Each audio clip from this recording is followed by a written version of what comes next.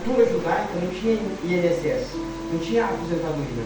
Se uma mulher perdesse o seu marido, quem ficava como cabeça da casa era o filho mais velho. E se o filho mais velho morresse, era o outro segundo mais velho. Mas se ela tivesse um único filho, então ela ficava desamparada. Ou seja, ela iria mendigar o pão. Então ela acabou de perder o seu marido. Imagina a dor que ela sofreu. E agora a sua esperança estava depositada no seu filho. A Bíblia diz que era o único filho. E agora ele veio a óbito. Então aquela viúva começa a se desesperar. Aquela viúva começa a ficar muito triste. A esperança dela provavelmente ali tinha acabado. Talvez ela não tinha mais motivo para caminhar, para andar. Ela estava de preto chorando e aquele culto fúnebre atrás. E ela não sabia mais o que fazer. Mas de repente veio Jesus e outra multidão. A multidão da vida. Aqueles que estavam com a água, com a fonte da vida eterna, que era Jesus de Nazaré. Quando Jesus chega na porta da cidade de Naim, ele vê a viúva. E quando ele olha para a viúva, ela ali naquele momento não conheceu Jesus ainda. E ela não orou, ela não pediu, Jesus me ajuda. Ela não fez igual o cego Bartimeu que ficou clamando: Senhor, filho de Davi, tenha misericórdia de mim. Ela não clamou, mas ela chorou. Uma lágrima de um verdadeiro adorador já é uma estrofe, já é uma história para que Deus possa entender o que Ele precisa fazer na sua vida. Ela não tinha força para clamar, ela não falou nada, ela não reclamou, ela não resmungou, ela chorou. E uma lágrima daquela viúva bastou para parar Jesus. Ele olhou para aquela viúva e falou: preciso fazer algo na vida dela. Ela já sofreu demais nesse mundo. Eu tenho que fazer algo na história dela. Eu saí de Cafarnaum e vim a Naim só por causa dela, só para mudar a história dela, para mostrar que Deus ainda visita o seu povo. Glória a Deus, aleluia, Jesus. Muitas das vezes a gente passa por dificuldades nessa vida e parece que Jesus não está nos visitando. Parece que Deus está longe. Mas eu tenho uma palavra para o seu coração: Jesus já está na porta, Ele já está te esperando. Jesus já veio com a multidão para mostrar que Ele vai realizar um milagre na sua vida. Aleluia! Louvado seja Deus. Quando Jesus vê o defunto, Ele toca no esquife. Hoje existe caixão, naquela época era uma tábua e 4 camaradas carregavam o defunto em cima daquela tábua. Então Ele tocou naquele esquife. Levítico falava que o sacerdote não podia tocar coisa impura. Lá em Levítico está escrito que o sacerdote não podia tocar no defunto. Mas Jesus não tocou no defunto. Quando Jesus tocou no esquife, aquilo que estava morto passou a viver de novo. Quando Jesus vai chegando perto do esquife, acredito eu, a célula daquele rapaz que estava morto começou a ter vida. Por quê? Porque ninguém morre na presença de Deus. Se Ele vir na sua casa, vai ter vida. Se Ele vir no seu casamento, vai ter vida. Se Ele vir no seu ministério, vai ter vida. Por quê? Porque é Ele que faz viver. Ele é a fonte da vida eterna. Aleluia! A pastora mandada. Ele fez viver. Olha que história linda. Se a gente for observar, o servo do centurião de Cafarnaum, ele estava quase morto. E Jesus curou. Agora quando Jesus chega em Naim, o rapaz já está morto.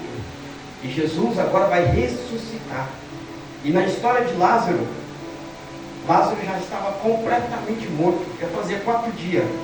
Jesus chegou e ressuscitou mesmo assim. Sabe por quê? Porque não há limite para o nosso Deus. Ele mesmo disse: tudo é possível para Deus. Para nós há limites físicos, para nós há limites materiais, para nós há limites de poder aquisitivo. No mundo, quem tem mais, quem tem muito dinheiro, pode muitas coisas, entre aspas. Nós muitas das vezes somos limitados. Mas o seu Deus não tem limite. Se você clamar, Ele vai fazer na sua vida. Se você buscar, Ele vai derramar bênção na sua história. A igreja, ela é totalmente dependente de Deus. Nós, Ele mesmo disse: eu sou a videira verdadeira, porque tem a falsa por aí.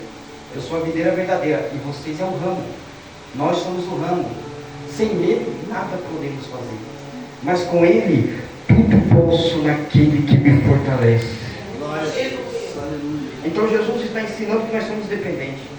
Há limites para nós, mas para Ele não tem limite. Ele pode ressuscitar o morto. Ele pode trazer de volta à vida aquilo que se foi. Ele pode trazer de novo a existência. Tem uma passagem que o profeta profetizou. Deus, usando a boca do profeta, disse: eu trago à existência aquilo que ainda não existe. Olha que poder. Olha aonde está o nosso Deus. Ainda não existe, mas Deus pode trazer existência. E Ele está dizendo assim: você tem que ter fé, você tem que crer, visualizar a sua bênção, visualizar aquilo que você almeja e colocar nas mãos de Deus. Por quê? Porque Ele pode trazer existência. Gente. Louvado seja Deus. Agora o ex-defunto estava sentado, conversando. Vamos pensar, vamos entrar na história. Aquela viúva, naquela época eles costumavam enterrar no mesmo dia, porque não tinha esse negócio de formol, não tinha esse negócio da prefeitura, né, de cuidar dos mortos, então tinha que enterrar no mesmo dia. Seu filho morreu. E ela, então, a partir do momento que seu filho morreu, ela começou a chorar. Ela começou a ficar desesperada. Agora ela estava com o cortejo fúnebre, caminhando para o cemitério. Tinha até ali no meio carpideiras, mulheres que eram pagas para ficar chorando. Tinha pessoas tocando flauta. Eles tinham esses costumes todos de fazer aquela cerimônia de despedida. Então todo mundo estava preparado para a morte. Todo mundo estava preparado para enterrar aquele menino. O governo tinha cavado uma cova para enterrar aquele menino. A cidade era pequena, tinha 400 habitantes. Então era uma baita notícia. Todo mundo sabia o que estava acontecendo naquela cidade.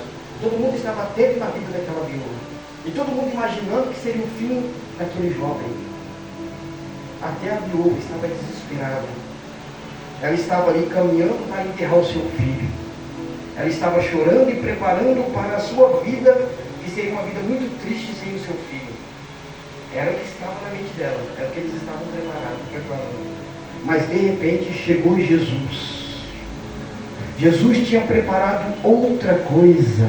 Jesus tinha preparado outro propósito. É por isso que ele diz na sua palavra: os meus pensamentos são maiores do que os seus. Nós vemos aqui no olhar físico, Deus está no mundo espiritual. Enquanto todo mundo achou que iria para o velório para enterrar aquele menino, Jesus falou: não, a hora que eu chegar em Naim, eu vou ressuscitar aquele jovem, e eu vou mostrar que eu ainda visito o meu povo, e eu vou mostrar que a minha glória será revelada através dessa